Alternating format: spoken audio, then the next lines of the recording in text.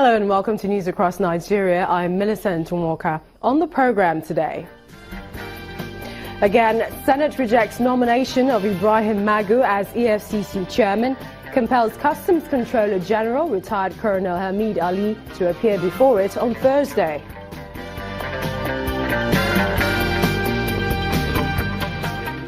Four suicide bombers, 2 others killed after explosions rock Muna Garage Road in Maiduguri, Borno State.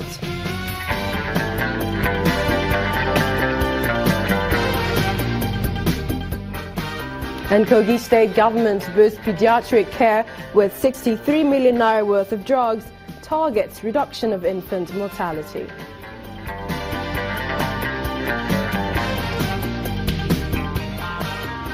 We begin in the nation's capital, where the Senate has again rejected the nomination of Ibrahim Magu as chairman of the Economic and Financial Crimes Commission, EFCC. Magu was rejected after the senators voted against his confirmation. Dina Malaya, senator representing Kogi West, had cited fresh security reports from the Department of State Services disqualifying him based on his failure of an integrity test. Mr. Malaya said 2 reports from the DSS were released yesterday on Ibrahim Magu, and they both indicted him. This is the second time in 3 months that Mr. Magu is being rejected by the lawmakers. The first was in December 2016, after which he was renominated by President Muhammadu Buhari in January 2017. After consulting with the leadership of the Senate, Mr. Ibrahim Magu has been in acting capacity as EFCC chairman since November 2015. And the Senate has resolved to compel the Customs Controller General, retired Colonel Hamid Ali, to appear before the Senate on Thursday. This is in spite of another letter the Customs CG wrote to the Senate President Bukola Saraki, where the CG explained that the retrospective policy on import duties on vehicles has been put on hold. He also stated that he is unable to appear before the Senate today because he is bereaved. While addressing the issue of his refusal to wear the customs uniform as directed by the Senate, he explains that he is seeking legal advice on the issue. He further advised the Senate to also avail itself of the legal basis of its decision to compel him to wear the uniform. However, the new letter has angered lawmakers who are accusing the customs CG of disrespecting the Senate. Well, 4 suicide bombers and 2 others have been killed after explosives were detonated at Osmanti along Muna Garage Road in Maiduguri, Borno State. Spokesperson of the National Emergency Management Agency, Mr. Sani Dati, who confirmed the incident, says the explosion, which involves 4 female suicide bombers, occurred at about 1:15 a.m. on Wednesday.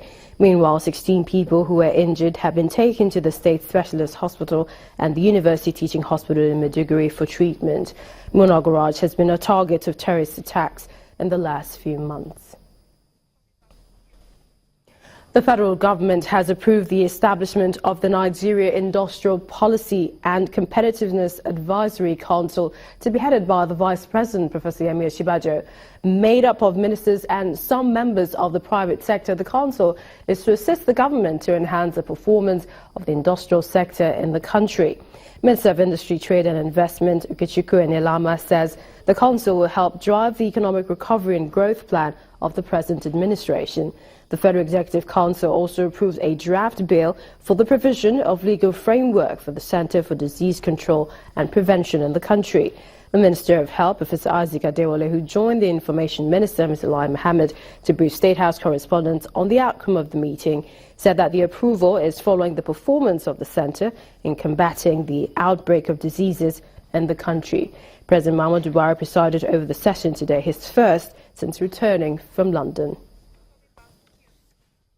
And the new Commissioner of Police in Rivers State, who succeeded the late Francis Adesanya, has vowed to rid the state of all illegal arms. In his maiden briefing with journalists in Port Harcourt, the state capital, he promised to stay clear of politics in the discharge of his professional duties and intensify the fight against crime.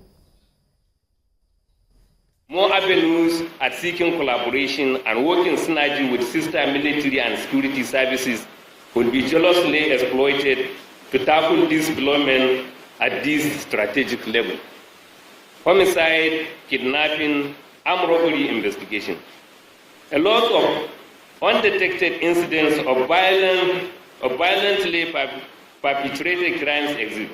While victims and their families are in pain, assailants have not been brought to book. We shall restructure, task and strengthen our combat outfits and investigative units to ensure suspects at large are brought to account. An aggressive and sustained raid of all criminal hideouts would be undertaken across the state to further discriminate the comfort zone of unscrupulous persons. Our detectives are called upon to ensure proper investigation of complaints to the best acceptable service standard. And as passenger confidence slowly returns, the Federal Airports Authority of Nigeria FAN says the Kaduna International Airport has recorded about 45 daily flights since the closure of the Nnamdi Azikiwe International Airport, Abuja.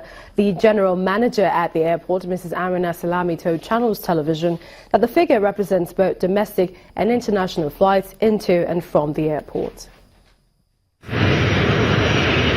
Days into the temporary use of the Kaduna International Airport, and it's a beehive of activities. While passengers land and some wait for their aircraft, security details could be seen in and around the airport, including man's best friend. A breakdown of airline schedules show that only 2 airlines, Ethiopia and Arik Air, operate daily international flights. For other airlines, it's 4 to 5 times a day.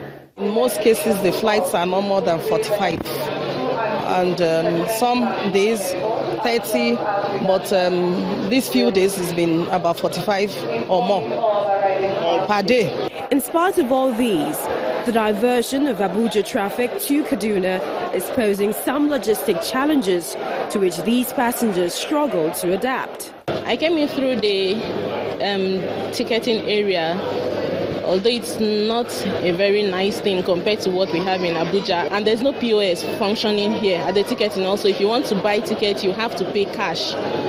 And with the cashless campaign going on in our society, I didn't expect to get that here.